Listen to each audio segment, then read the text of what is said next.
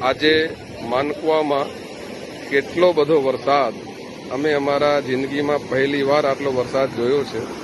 લગભગ 2 જ કલાકમાં 10 થી 12 ઇંચ વરસાદ અમારા વાડીની આ તમામ દિવાલો બંધ બધું જ તોડીને જે પ્રકારે પાણીનો વેગ જઈ રહ્યો છે, અમારા પછી નીચેની વાડી પર આખી તળાવ પાણી થઈ ગયું છે આખી વાડીમાં।